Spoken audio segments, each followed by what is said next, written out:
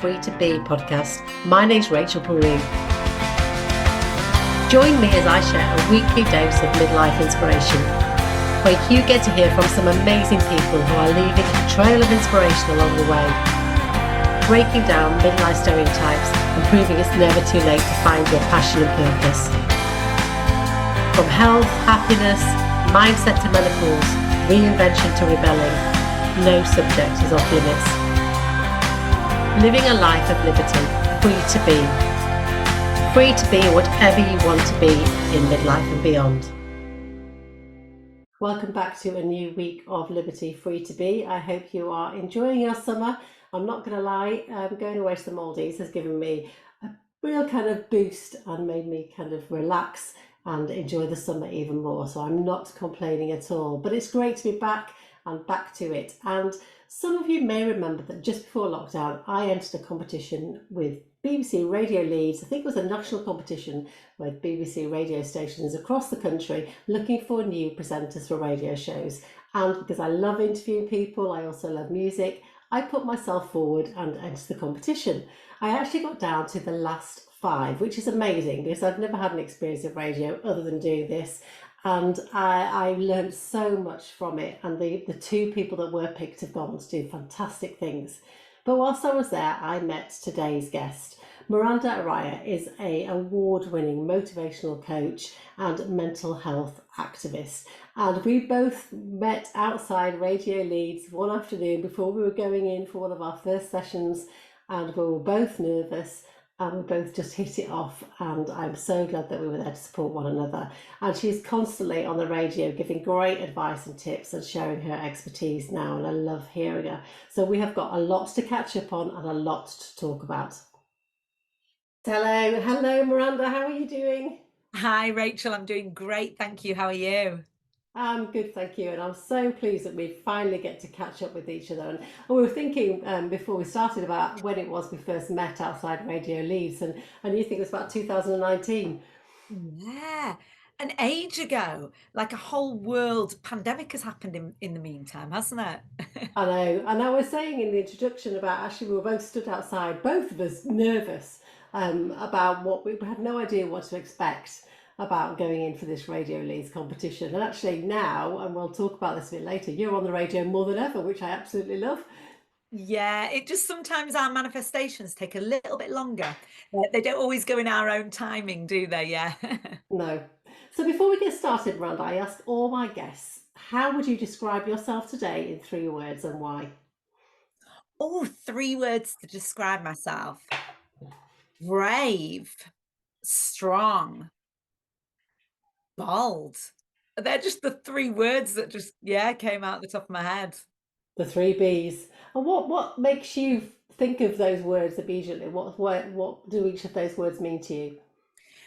Because I'm living within a theme in my life at the moment of feeling the fear and doing it anyway. And I'm living within this theme in my life of acknowledging that courage is not the absence of fear. So I could feel scared every day, but I do it anyway. And it's this Yeah. acknowledgement of taking action, taking those steps towards what I want to do and what I want my life to look like and how I want to be and show up in this world, regardless of how scared I feel. Because, for so long in my life, until my very late 30s, really, I lived within this sort of protector, in inverted commas, of fear, holding me back, from doing what I really, really wanted because I felt afraid. So it felt safer to Mm, stay in the comfort zone, but the comfort zone's very overrated. yeah. You know, we we need to step out of that if we really want to expand in this world. So yeah, I think that's why those words really came to the top of my head. I love those, and you're so true. I spent, my 20s and my 30s in that comfort zone, and it's not until I've hit my 40s, and now I seek out opportunities to step out of my comfort zone, even though it scares the hell out of me sometimes. But the rewards after you've done it are definitely worth it. Absolutely. And there's a beautiful quote which I love. Unfortunately, I don't know who said it, but it's everything that you want is on the other side of your fear. Mm, Everything you want is on the other side of your fear. Because we kind of lull ourselves into this sort of belief that within the comfort zone, that's safety, that anything else that's going to feel scary, that's not safety. But the only way we're going to rid ourselves of that fear and teach that younger, probably wounded part of us that things are safe, it is safe to go for what we want. The only way we're going to teach that part is if we just do it anyway and go, oh, there wasn't really a threat at all for me taking that action towards what I really wanted to do. We have got so much to talk about, but I guess we need to start kind of your backstory really of how you've got to where you are now, because you do so much. And when you're award-winning motivational coach, you do so much great work for the mental health industry and with working with the NHS. But what's led you to this point in your life now? Do you know what? It's going to sound quite radical, but it's my suffering that's led me to this point. It's the amount of suffering that I went through as a child, the amount of suffering that I went through my darkest days, and, you know, of my own mental health struggles. You know, I was sectioned at a very young age. You know, I was sectioned at the age of 14, and I had a really, really difficult home life, a difficult school life, difficult life in hospital, lived in there for quite a long time. And then I sort of lived within the mental health system for quite a while. I had my daughter when I was 21, and I was still in and out of the mental health system and going on this journey with my own mental health. But it seems to have led me to a place where that has given me this massive injection of fuel to want to go change things for the better in this life and reach as many people who are suffering as possible. You know, it's like my biggest mission in the world, and it's what's brought me my joy. It's like you know, now I live life in mainly peace and joy. I really do.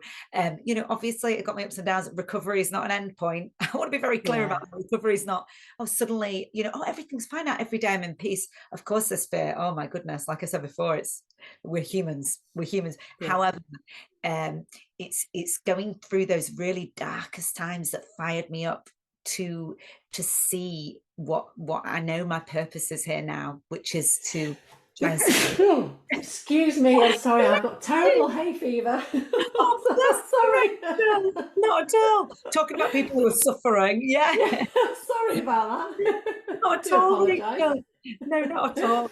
And you know, sometimes we're crafted with these life events that lead us to do what we really need to be doing in this life. And for me, that's certainly been the case. And it seems to me that not only obviously you have healed and you're still on that healing journey, I guess you always will be, but you have really embraced it and learned and gone out there and learned and equipped yourself with all that knowledge, haven't you, so that you can help others. So tell us about the work that you are doing now, because you're working with the NHS, you're doing amazing things in the mental health service. Yeah, that is so true, Rachel. Like, yeah, that's another element to, like, my suffering led me to my knees to be like, there must be another way. And I had to learn how to start my healing journey, because the mental health system unfortunately wasn't able to meet my needs, complex emotional needs, you know, and past trauma. So I started doing loads and loads of research. I'm talking about in my 30s now, like really doing all that research after decades of suffering, and finding different modalities that really worked for me, looking into, you know, inner child healing, looking into self-compassionate practice, looking to the more spiritual field of healing and recovery. And that led me to miraculously being contacted by a business manager within a primary care network, one of the largest primary care networks here in Leeds, Andy Haig. I have to give him a shout out because he's just he's changed my life, that guy. He gave me the opportunity just before lockdown hit. He just said, create something for our patients with mental health problems. No strict brief. No, you've got to do this exact thing to hit these targets. Just create something for our patients with mental health difficulties. So I started rolling out different workshops, different group work programs, different courses, teaching these like more holistic spiritual approach modalities. Although I never use that word spiritualistic or anything like that, I've made it very, very accessible, and teaching these to patients across the most deprived areas in Leeds. And I've ended up designing an 8-week 20-hour group work program called the Heroes Group Work Program for the NHS. And Heroes stands for Healing, Education and Recovery of Emotional Strength. And we're getting such incredible outcomes with patients who've had really difficult childhood trauma or who are presenting with real difficulties in their life at the moment. We're having incredible outcomes, and we're now rolling out to different primary care networks and to different third sector organisations as well. So we'll be rolling out with Beacon Housing as well this year, and we're just going to be expanding throughout the city. And I'm just loving it so much, going in to train up staff to roll out the programme, and then they roll it out for their clientele. This is just amazing, and I have experience of dealing with people like CAMS. My eldest daughter suffered with acute anxiety and agoraphobia, so she was homeschooled, and the CAMS system up until the age of 18 was diabolical. Not the staff's fault, because they're amazingly trained, but they're just so lacking in resources. So the frustration, I've experienced that as a parent. I know how difficult it is to navigate that. But what I find really interesting is that, particularly as we get older, the women that I talk to later in life, I do find that you get to your 40s, you almost start unraveling all those self-beliefs that you've been it's been ingrained in us from a young age. But actually going and seeking therapy, or going and starting to look at that, is still this kind of scary place to be, and almost people don't do it because they don't want to talk about mental health openly. Do you think that stigma is changing slowly? I really do, yeah. And I think you're very right there about some people are really frightened to look at the fear. Some people are really frightened to look at their conditioning and their wounding. And this is what we were talking about at the beginning, like that stepping out of the comfort zone. We're only going to get the rewards if we really, work on ourselves in these certain ways. But as we get older, it does become very much about not even the acquiring of new knowledge, but letting go of everything we're not. It's this, I love that word unraveling that you use in there, because it is almost about peeling back the layers of everything we're not. So to be our best version of ourselves, we hear this terminology, be the best version of you. We don't have to become anything new. We don't have to acquire anything new. We have to let go of everything that we're not. And I do feel that as we hit in those midlife years, this is the space at which that opportunity starts opening up a little bit more, because we've acquired enough knowledge. Our brains have had their fill of, putting others before ourselves a lot of the time, especially for those Yeah. being parents. Our brains have had their fill of like, toxic media culture in certain ways, etc., different stuff thrown at us as women. Our brains have had the fill at that point. So many women in their midlife years will suddenly start going, okay, I'm full enough. I'm full. What do I want to let go of? What do I want to Yes. release? How do I want to unravel? And it's this delayering. It's like these peeling off, shedding the skin of these layers of this conditioning and these protection mechanisms we've kind of built to protect us that, like we said at the beginning, don't really protect us at all. And part of that is embracing stepping out of the comfort zone, isn't it, as well? Yeah, yeah, I can so relate to that. That's definitely something that I've done, particularly around my own body confidence and body image. And since my 40s to now to 53, I have been unraveling it and letting go of things that have been I've been told over the years that I've been started to believe, and then your self belief kind of takes on these new patterns, don't they? So it has been a real journey for me. But what about somebody that might be listening that knows that they're carrying all this baggage, but they actually don't know where to start, even to start unraveling it? What do you recommend to somebody that is conscious that they need to let go of some stuff, but Well, the thought of doing that's just too overwhelming and they don't know where to begin? absolutely. Yeah, I'm really glad you asked that, because, there's a really, really beautiful first step to self-compassionate practice, which is all about acknowledging what we're already dealing with. Because the thing is, if people don't know where to start, of course, we don't know where to start if we don't know what we're dealing with. So, the first step that I always teach within self compassionate practice is becoming very, very aware of what is already there. And all we need to do with this practice is become very, very aware of what we're talking to ourselves like in our heads. We all have a voice in our heads, it can either be tearing us down or building us up. Okay. So to start to bring attention and awareness to what is actually going on in our minds, first step, it's very simple. And I want to make it very clear that in this process, we don't have to start to try and change it at first. We don't actually want to. We just want to bring the awareness, like, oh, that's interesting. I just call myself an idiot when I drop that on the floor. Oh, okay. Okay, that's interesting. I'm beating myself up in this moment for making that mistake. That's interesting. And we just we're just bringing awareness to, okay, this is how I'm dealing with myself. This was what my relationship is like with myself. This is the state of my being with myself. Now, when we become aware, this is where the light goes on. This is where we Mm. start to wake up. We're like, oh my God. And like you said about those beliefs that you suddenly realize that you've carried around with yourself, partly from what other people have said to us, these beliefs, Yes, things that other people have said that we've believed, or stuff we've created about ourselves and our identity as a result of trauma or difficult experiences. We start to then see them and go, oh my God, I'm telling myself in this moment, I am not capable. Why is that going on? I'm telling myself in this moment that I'm not lovable the way I am and I need to change to be more acceptable. Okay. And then we're looking at it in the face. Now, that is the point at which we can do something about it. And that is the point at which we can bring in some really gentle tools, that really help us. And, the other thing that I would say that, to anyone listening who's thinking, oh my God, that sounds like a lot of hard work. It sounds like, oh my God, I have to look at myself. I have to witness all this stuff, these years of belief systems. What I would say is that this is not hard work. This is a relief because living mm, life without releasing these limiting beliefs, that's hard work. yes, It's really hard work. yeah, It causes yeah, suffering and it causes distress, and nobody deserves to live life in that way. And we're not put here to live life in that way. We're put here to expand and to evolve, and everybody is capable of that. Everybody is limitless in that. Everybody has the power to change.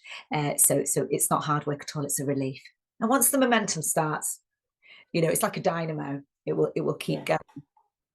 The other thing that I find really interesting is because lots of women that I've met have done that, but then they've also said that the attitude of other people around them once they make those changes is really difficult to keep those boundaries in place. And we hear this word boundaries kind of used across social media all the time, but how easy is it to create boundaries for yourself? And how do you stop feeling almost, also people say they feel guilty for putting themselves first and having these boundaries because other people's reactions to them, they fear being judged, or people are not used to this new version of the person that they're dealing with.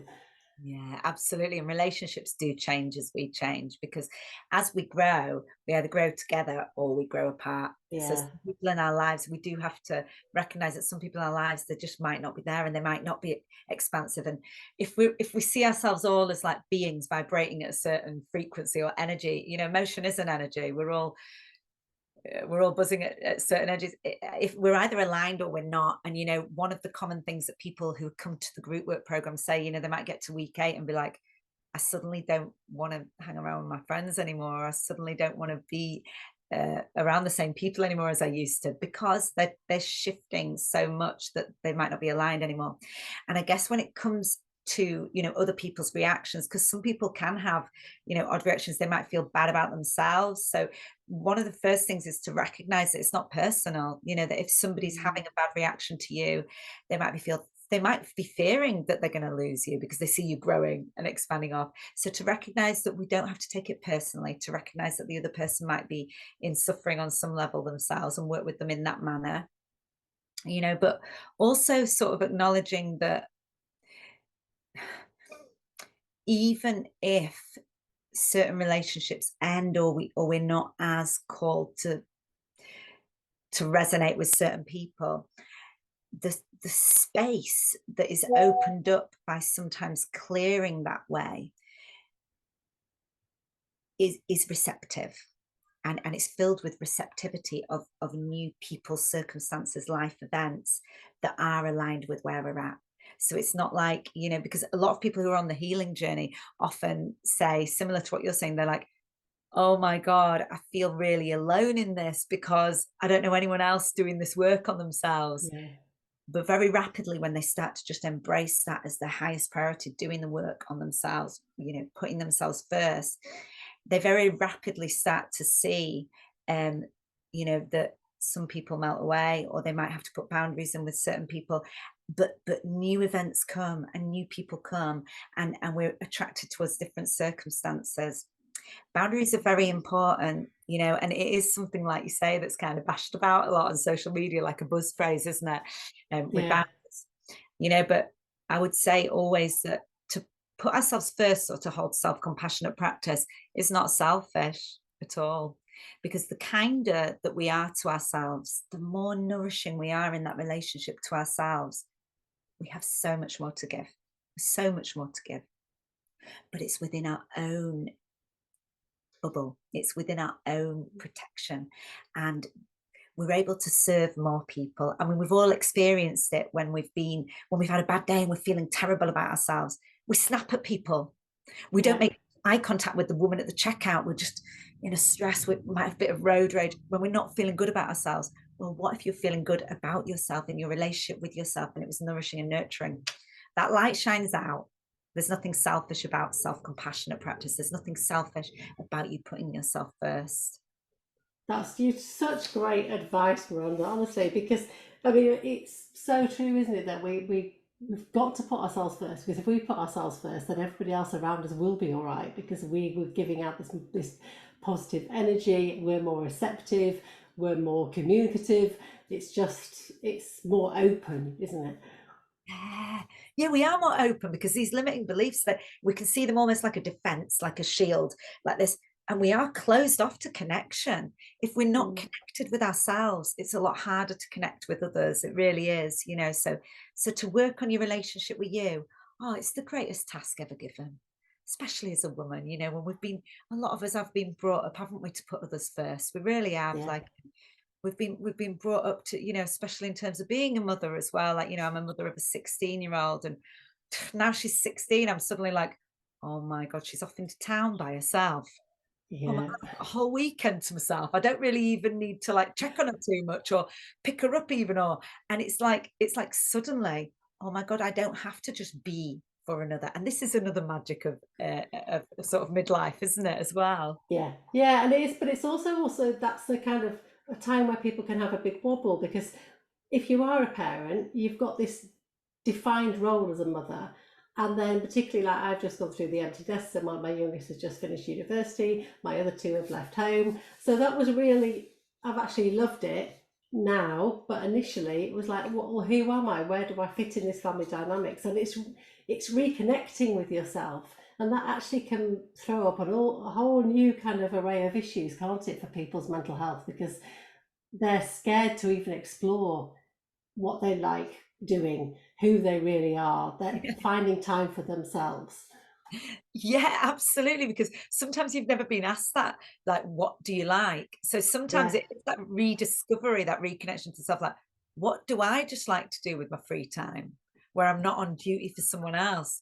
What do I just like to, even wear? What do I like? What do I want to be? What do I want to do with my life now? This space has opened up, and it can throw up fear for a lot of people. There might be lots of people that really embrace it, like, oh my God, my independence, my freedom. I think I'm in a place to be able to do that. But I do understand that for some women, that could throw up a whole world of like, what now? Like this gaping hole. Well, should I tell you what? That hole, in inverted commas, is filled with possibilities, and we have to keep turning to that question: what is possible here? And be in that Yeah. space of receptivity, that inviting in, because Rumi has a beautiful quote. Rumi's like a Sufi poet, and he smashes out these one line. Well, he's probably passed away now from many years ago. He smashes out these one-liners, and he has a quote that says, "What you seek is seeking you." And I just love that so much, because it's Yes. everything you want, to be in that frame of mind that it wants you to, it's calling for you, whether you want to like have a career change suddenly, because I know that you did, didn't you? I did, yeah. No, I started a new career at 46 modelling, and before that, I actually went to university at 41 because I thought I was going to do teaching, so I did a teaching degree. So I'm a big advocate for change and trying new things, because you don't know what's going to light you up and ignite you. But it's the same, you have gone down this whole new career path. When you were younger, you had no idea that you'd end up doing this. You couldn't possibly have foreseen that. But unless you put yourself out there and try, you'd never know, would you? Absolutely. Yeah, it's like trying. And the reason that self-compassionate practice is powerful when we're trying new things and stepping out of the comfort zone is because it doesn't matter if we fail. And I'm going to Yeah. put inverted commas, fail, because there is no failure. Because if we're way more able to dare trying new things if we know that if we fall over, we've got a self within us that's going to go, you tried, you did your best. Come on. If we can rely on that relationship within ourselves, if we can trust ourselves enough to know that we've got our own backs, we're a lot more able to try new things, because we're not going to sit around beating ourselves up for many, many hours. I've spoken to so many women who are afraid to take certain steps because they're terrified of the beating they're going to give themselves if they fail. Yes. They're Yeah. terrified of the guilt they're going to put themselves through if they fail. I don't know if I could live with myself if I did it wrong. What if I regret? It's like living with an abuser in your mind. Mm. We need to ask the other question: what if I'm able to build that relationship with myself to a point where I know I've got my own back through everything, and life becomes it becomes an adventure at that stage, and Yeah. I want to just say to anyone listening who's thinking, oh my God, that's a long way off. I want to say that sometimes it can be people with the most pain, even, or the most worry, that can have the most dramatic transformations. I do want to say that, because you might be thinking, oh God, but there's so much to look at. Well, then you've just got more opportunities for practice. you know, Yes. you've just got more opportunities for practice. Anybody is capable of building a good relationship with themselves. They really are. I love the way you reframe everything. It's just such great advice. And that's how you and I met. Basically, we met through failing at Radio Leeds show. Yes. That's it.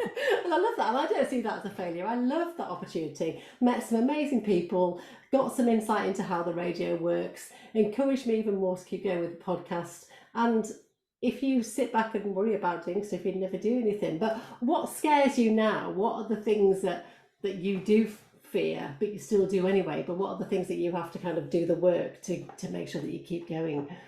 Yeah, well, do you know what? Recently, I was really thrown in the deep end, like doing radio, doing something that I'd always wanted to do. It'd been such a big dream, like top of my list. Since I was a little girl, like I dreamed of doing like a radio show, and particularly Radio Leeds, because I listened to it all the time. And I then got an opportunity to do like an hour-long special on Radio Leeds. The anxiety was so huge that there were many days that I was waking up with this like complete nervous system response of just like, oh my God, because sometimes it's when we're getting our biggest dreams, sometimes we expect them to feel good in the body. Great, which it does now, of course, because it's on the Yes. other side of fear, but Yeah. it felt so frightening, even though of course I was excited, of course I was elated, of course on a mental level, oh my God, brilliant. I felt so terrified, but I did it anyway. And that's where I started to really go inwards and go, I have to surrender to this fear, and I have to recognize that I don't need to get rid of the fear. And it's something that a lot of people don't think about when they're trying to deal with anxiety, they're trying to deal with fear-based mindset, whatever.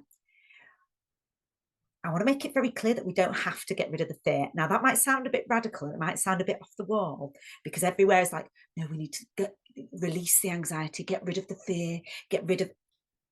No, we can work with the fear. We can do it in spite of the fear, because I felt the fear. Mm. I felt the fear all the way. Do you know Mm. what I mean? But I did it. And then, it's been elation since.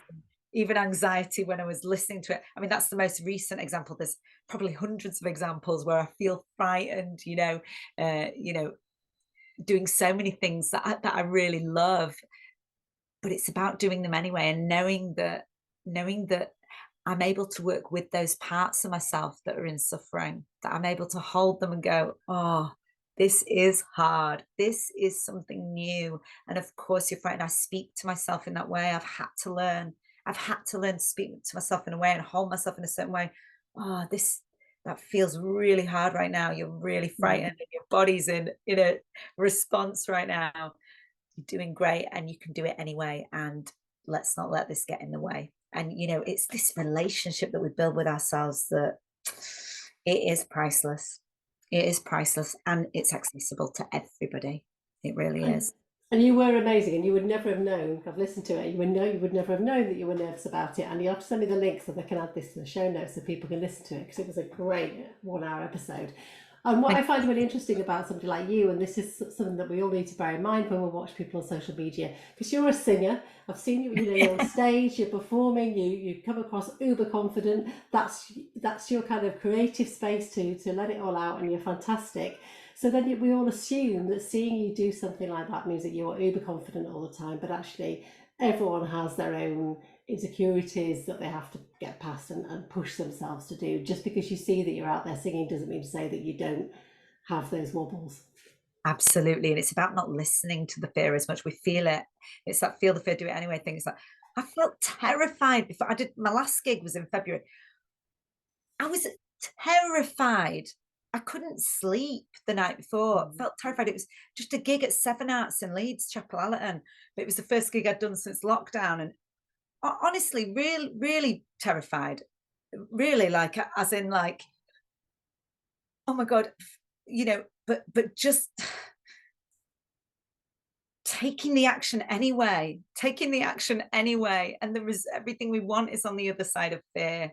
It really is. Don't listen to the fear as much. Obviously, you know, if you some of our fear is great. Don't jump off that cliff. Yes, okay. But Unless you got a parachute on. yeah. Disclaimer. Yeah. But it's like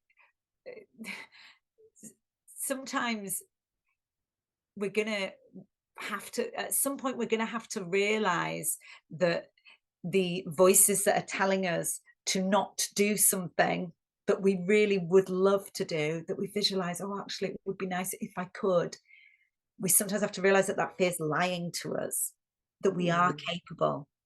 And this is why witnessing those limiting beliefs, you know, that are saying you're not capable is very, very, very important. Crucial work. So what would be on your list now for the future? What is your kind of wish list that you are aiming for, that you know is possible but you haven't got there yet? Do you know what? I feel in a space at the moment where I'm really, really surrendered to, I'm really surrendered in, like, faith, trusting the universe to guide me where I need to go. And I love so much doing public speaking. I just adore it so much, like doing stuff like with you, just completely feeling my joy, completely feeling my element, like these collaborations. I Yeah. love it. I love working with other people. I'd love to do more radio. I love to do more public speaking in the media. And that's what really, really fires me up. And also I love doing my rolling out my Heroes Group Work program. I want to reach as many people as suffering as possible, because that fires me up so much. It heals something in my heart. And I really want the teachings that supported me to change my life. I want to dedicate my life to being able to reach other people with those teachings and share that healing. That's really what I want to do above all else. And I really trust the universe to guide me with that mission, that above all else mission of wanting to reach as many people suffering as possible, and that mission to be able to support the healing of others. I believe that the universe is going to take me exactly where I need to go with that. And I'm not, even though I love doing it in certain forms, I don't feel, and it's probably for the first time in my life, that I don't feel attached to any outcome, which is Right. very remarkable for me, because I used to be very much about, I need it to happen this exact way and I want this Yes. exact outcome, and if that doesn't happen, oh no. And now I'm just like, okay, I'd like this, but it's a bit softer, and it's like, if that doesn't happen, I trust. I Yeah. trust. I trust. Come on, bring. I invite it in. I feel receptive, and I feel in surrender to the universe guiding me. I know it sounds quite washy. I sound quite wishy-washy and hippy-dippy, but I do feel in surrender to that the universe will guide me to the exact space I need to go, to speak to the exact people that I need to reach with my mission, to want to be of service to others in this life.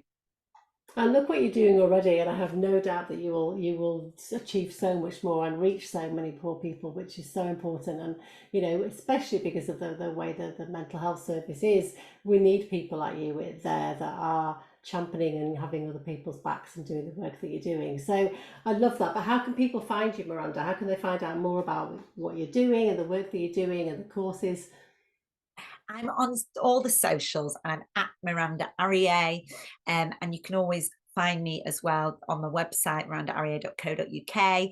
And we've got the Heroes Network launching, which is all about my Heroes group work program, which is rolling out through the NHS. And that's heroesnetwork.co.uk. And that's going to be launched in the next month or so, hopefully, as well. Exciting. And if you could give somebody just one tip to start their self-compassion journey, what would it be? I'd say recognize that self-compassion isn't always just about talking to ourselves kindly in our minds, that there's a crucial element that is sometimes missed out of self-compassionate practice.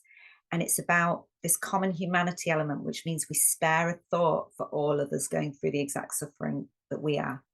And the reason this works is because it's a thought of connection over disconnection, the recognition that we're never alone with how we feel, and allowing our hearts to move and root for the healing of others, to root for others to feel good too. It's an element that a lot of people miss, and it really, really helps us heal when we root for others. It really, really does. So it's not just all about self. Yeah.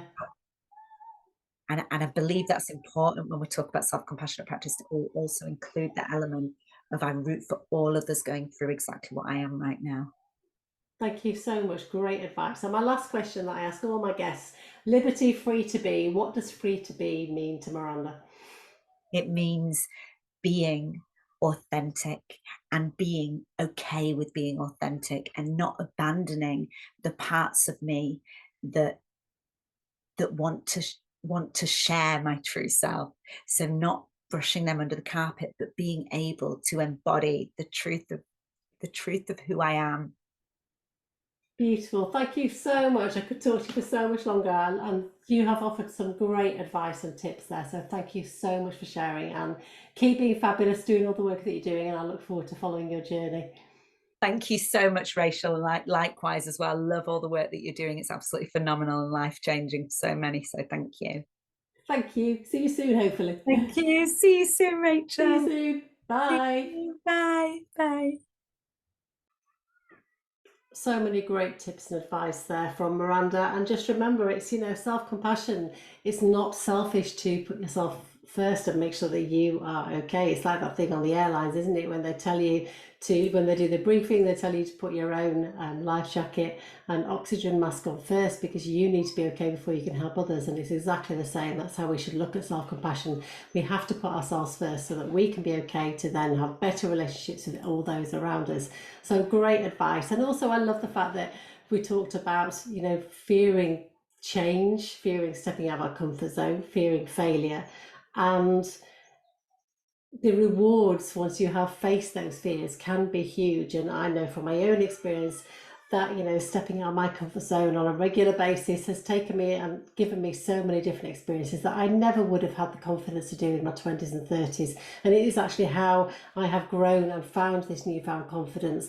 It's not from being a model necessarily and being in front of the camera. I found my confidence from having experiences, from traveling more, from saying yes to new opportunities, to standing on stage, even though I am terrified of public speaking. Once I'm up there, I'm fine, but the thought of it beforehand gives me real fear.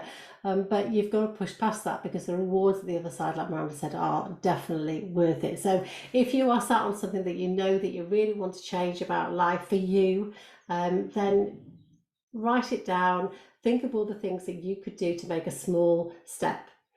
Start today. It doesn't have to be a big step, just take a step forward.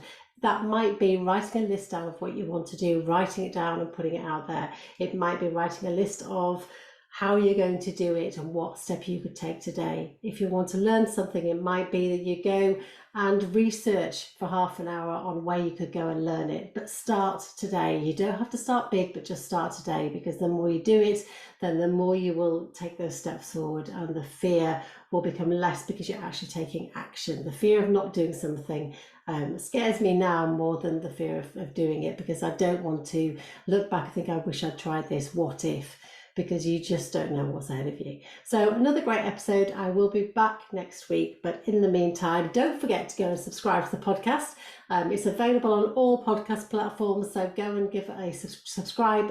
If you're on Apple, go and please give a review, because the more reviews the podcast has, the higher up the charts, and more people will be able to listen to it. They'll push it out more, and more women will be inspired and motivated by these fabulous stories. So go and subscribe. And also, in other news, we have the Liberty Free to Be t-shirts now on sale. So I will share a link in the show notes, but I am loving seeing people in the Liberty Free to Be t-shirts. So go out and get yours and share with me what free to be means to you. I'll be back next week, but in the meantime, keep being fabulous. Thank you for listening to the Liberty Free to Be podcast. I hope it's left you feeling inspired. If it has, why not come and join my free Step Out of the Bubble Facebook group? It's a safe space where you can connect with other women, all at different stages of their midlife journey, supporting and inspiring one another. Oh, and don't forget to come and say hello on Instagram at RachelPeru1. I'd love to know what free to be means to you. If you're loving the podcast, please don't forget to subscribe, rate and review. Your support is much appreciated. I'll be back next week, but in the meantime, keep being fabulous.